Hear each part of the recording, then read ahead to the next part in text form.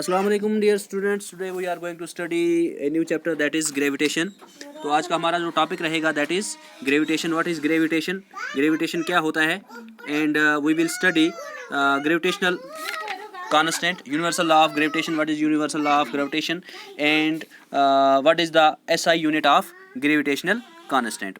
तो आज का हमारे टॉपिक में हम यही डिस्कस करेंगे। तो सबसे पहले हम जानना चाहेंगे व्हाट इज़ ग्रेविटेशन। ग्रेविटेशन क्या होता है? हाँ, तो डियर स्टूडेंट्स, हमने देखा है कि जब भी कोई चीज़, फॉर एग्जांपल हम एग्जांपल ले लेते हैं न्यूटन की। तो न्यूटन एक बार एक दरख्त के नीचे बैठा हुआ था, तो उसने क्या देखा कि एक एप्पल जो है वो गिरता है और सीधा ज़मीन पे पड़ता है। तो वो सोच में पड़ गया कि ये एप्पल जो है वो ज़मीन पे ही क्यों गिरा, ऐसा क्यों नहीं हुआ कि ये ज़मीन जो है एप्पल की तरफ गई, या ऐसा क्यों नहीं हुआ कि वो एप्पल टहनी से टूटने के बाद ऊपर की तरफ किसी और डायरेक्शन में चला गया। तो जब उसने ये सोचा तो वो एक कंक्लूजन पे पहुंचा। तो उस कंक्लूजन का नाम जो है वो क्या पड़ा? ग्रेविटेशन। हाँ, तो वो कंक्लूजन क्या था? वो ये था कि यूनिवर्स में कोई भी दो बॉडीज़ जो हैं, कोई भी दो बॉडीज़ यूनिवर्स में जो हैं, दे अट्रैक्ट ईच अदर, वो एक दूसरे को अट्रैक्ट करती हैं। हाँ, तो वो अट्रैक्ट करती हैं। वो अट्रैक्ट करने की जो फोर्स है उसे बाद में नाम दिया गया ग्रेविटेशनल फोर्स। कोई भी दो बॉडीज़ इन यूनिवर्स, कोई भी दो बॉडीज़ यूनिवर्स में जो हैं, they attract each other with a force which is called as gravitational force. हाँ, तो ये फोर्स जो होती है वो यूनिवर्स में हर एक ऑब्जेक्ट के साथ, हर एक चीज़ में पाई जाती है। कोई भी दो चीज़ें जो हैं यूनिवर्स में, जो भी चीज़ें हैं वो आपस में एक दूसरे को अट्रैक्ट करते हैं with a force which is called gravitational force. अब स्टूडेंट्स, क्या होता है कि हम देखते हैं कि ज़मीन के इर्द गिर्द हमारी अर्थ है, अर्थ के इर्द गिर्द सैटेलाइट्स होते हैं, या मून है, मून एक सैटेलाइट है, वो अर्थ के इर्द गिर्द घूमता है।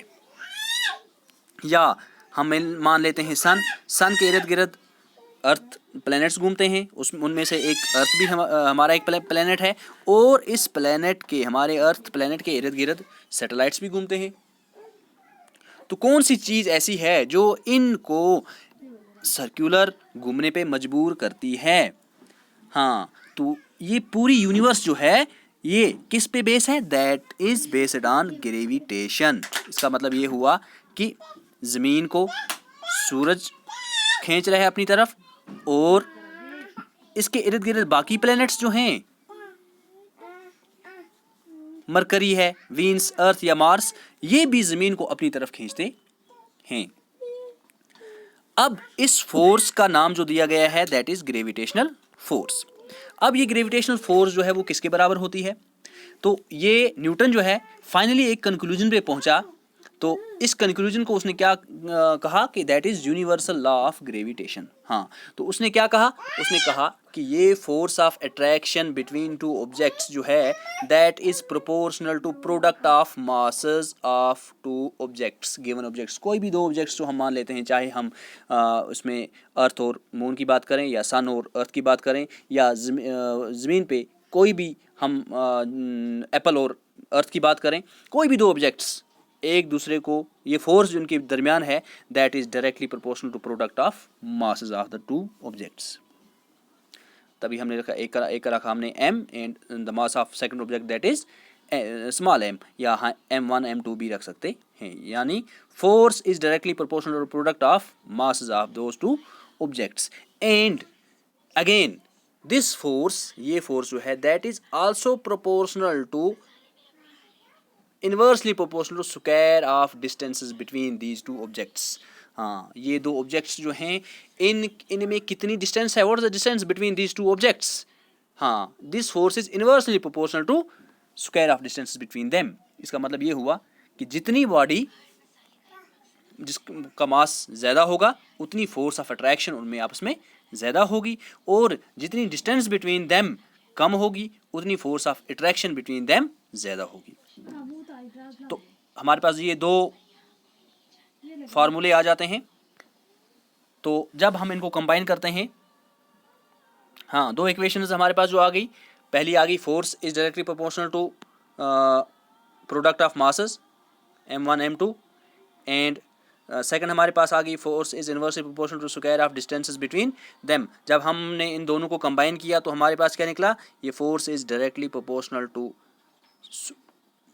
Product of masses of two objects and inversely proportional to square of distances between them, that is f is proportional to m1 m2 divided by d square।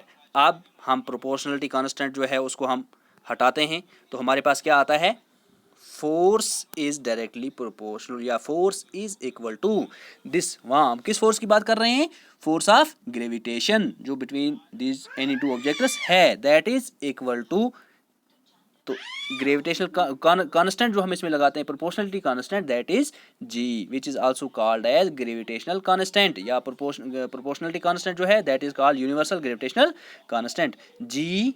और क्या आएगा, product of masses m1 m2 divide by d square.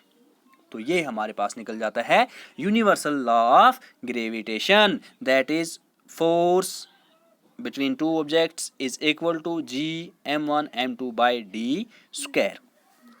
अब हम जानना चाहेंगे SI unit of g। अब हम g का SI यूनिट यानी ग्रेविटेशनल कांस्टेंट जो है उसका SI यूनिट जानने की कोशिश करेंगे।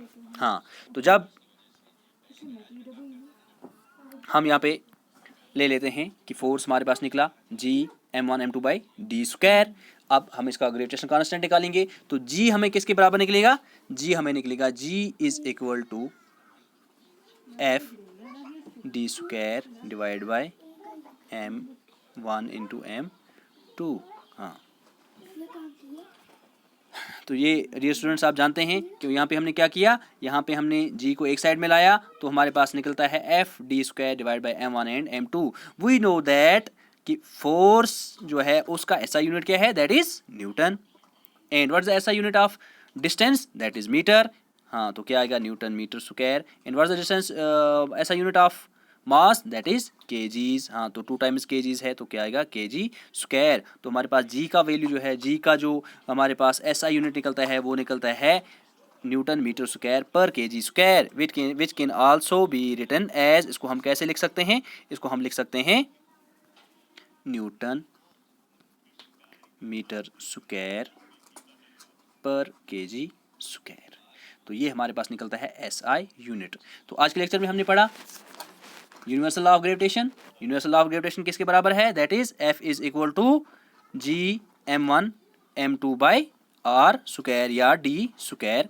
और दूसरा हमारे पास क्या निकला, दूसरा हमने इसका SI यूनिट पढ़ा, that is newton metre square पर केजी स्क्वायर। और हमने पढ़ा force of gravitation, what is gravitation, तो gravitation it's the force between any two objects in the universe. हाँ, और वो किसके बराबर होती है, that is equal to g m1 m2 by r square. तो मिलते हैं एक नए लेक्चर के साथ, तब तक के लिए खुदा हाफिज।